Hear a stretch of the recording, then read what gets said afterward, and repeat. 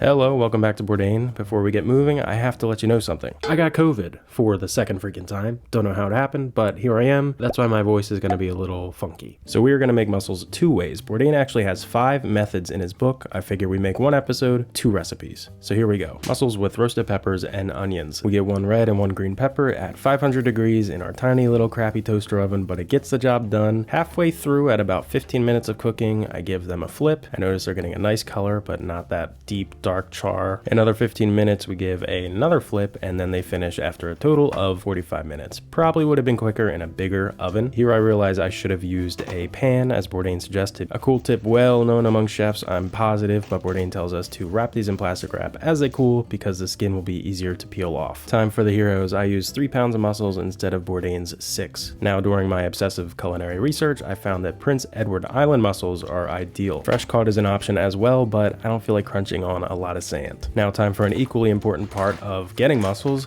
picking out the good ones. Of course, if they're crushed and dead, they are no-goes. Next, if they are open, you can give them a swift tap. If they close after some generous knocking, they're alive and they're good to go. They're just a little sleepy. And finally, Bourdain says to look out for suspiciously light mussels as well as poor smelling ones. In other words, they shouldn't smell like anything other than the fresh sea. This one took a little time, but it was actually alive, just a little guy. So we picked through these and there were actually only a few dead ones. The other ones are gonna go in my belly. Finally, we're gonna give these a nice rinse under the sink. I just pop them in a strainer and make sure to get all the nasty stuff off. There are these things called beards that are on these mussels. Not gonna kill you if you eat it, but very unsightly to look at as well as crunch on. Our magnificent mollusks go back in the fridge and we go to prep our other ingredients. Simple enough, we take half a small red onion and thinly slice that. Nice big sprigs of Italian parsley. Bourdain calls for 4. That just doesn't equate for my Italian brain, so I took all of 7 or 8. Get the leaves and finally chop them, taking our time and just vibing out.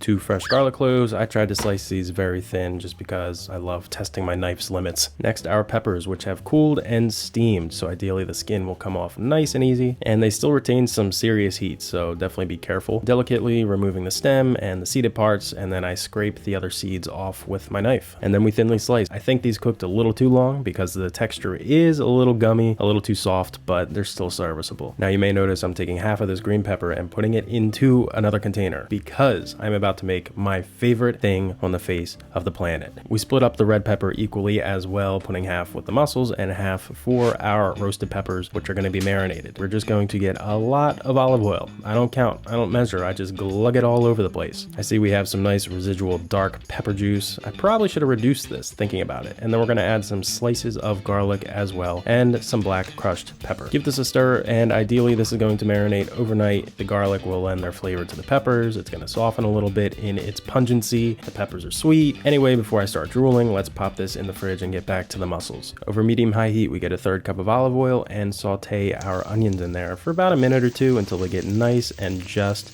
brown. Our peppers go in, our thinly sliced garlic goes in, and we cook for a minute or so as this lovely smell just envelops the entire kitchen, making sure the garlic is not brown. Next, we stir in 2 cups of dry white wine. I went with Beurre Blanc, add a little black pepper, and stir things around just to make sure we're getting even cooking. Now, it is important, Bourdain does call for salt. However, I'm gonna lay off on sodium chloride because I think our mussels are well full of this stuff, and I just have a hunch. It's hard to describe. Once our mixture comes up to a boil, we add the mussels to perish, and we cover with a lid, keeping over medium-high heat for 10 minutes as Bourdain recommends, but I think they're going to be a little shorter than that. Once when they open, they are done. While they're cooking away, a little bread is essential for dipping into the lovely sauce left by these mussels. Get a baguette, country bread, whatever you want, drizzle with olive oil, toss in the oven, and we're eating like kings. We're giving the mussels a nice shake to get even cooking, and as you can see, they have opened up. It's only been about 4 to 5 minutes, and they are finished. I take them off the heat, leave the lid on, and let them hang out while the toast finishes up. For plating, you can just dump everything into a giant bowl. I used a slotted spoon just to get a little more control, and then I dumped our magical juicy sauce over these amazing mussels. Sprinkle with our parsley, serve with the crunchy crusty bread, and time to taste. 2 for 1, not too angry about that. And these were so damn good they brought out the Italian hands. They were were amazing. They were very tender, super flavorful. My brother will get to tear up the rest of these mussels, but it's time to move on to the next dish. This is a special after all. We give our trademark check mark, and it's time to move on to mussels cooked simply with white wine, butter, and some shallots. Now to me, this screams pasta. Once again, we clean 3 pounds of mussels, and for the pasta, we heavily season a medium-sized saucepan and add, with some difficulty,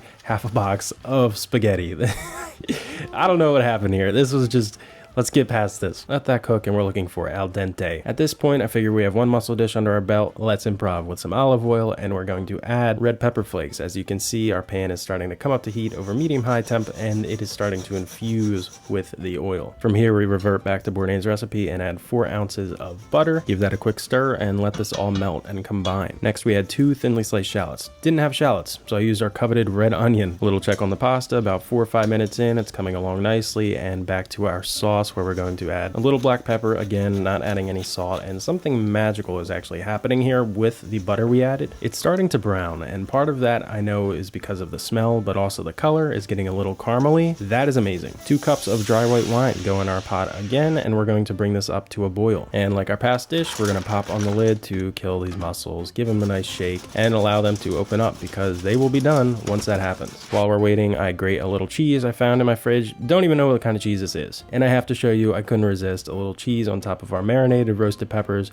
on some really good bread. Anyway, snack time's over. Our pasta has reached a nice level of doneness. Before dumping this, we're going to save a little bit of pasta water. I don't know how well this displays the cooked level, but it is a perfect al dente for me. And after about 4 to 5 minutes, the mussels have finished and they are looking amazing. Now it gets a little tedious here. We have to scoop each individual mussel out, as well as take the mussels out of their shell to go back in our sauce. But as you can see, that sauce is looking heavenly. Our al dente pasta goes into our sauce to cook further and to get a little more done and also absorb all those lovely flavors. Over medium heat, I add the pasta water and cook this over a simmer. I don't know if the pasta water should go in the end, in the beginning, just kind of winging it here. Some finely chopped parsley goes in here as well. This sauce has reduced and we're getting thicker. We're getting there. The magnificent mussels then go back into our pasta, give it another quick little toss, finish with more parsley, tablespoon of butter, and that cheese we grated up. I did cheat. I used some shaker cheese because I freaking love cheese. Utilizing my super long tongs, which I've been obsessed with thanks to some Ko-Fi donations. We go for that fancy presentation where you twirl it on a spoon and then you place it on the plate and it kind of maintains a volcano-like shape. This was totally not my first try. The sauce, I was beyond happy with how thick and luxurious it came out. Essential glass of white wine because that's what adults do. And then my favorite part, messing up the presentation. And the taste test. We took Bourdain's recipe, added some butter, a little pepper. We kind of messed around with it and this turned out amazing. I'm thinking about doing another video more in depth because this was one of the best pasta dishes I have ever had. And I might be a quarter Italian, but I am 100% picky when it comes to pasta. I'm just really happy with how these 2 dishes turned out for the level of ease and the level of flavor that is developed just by taking these mussels, putting them in a pot, and letting them do their thing. I don't think it can be beat. Thank you for spending your time with me. Thank you for tolerating my COVID sniffle-like voice. This was Back to Bourdain.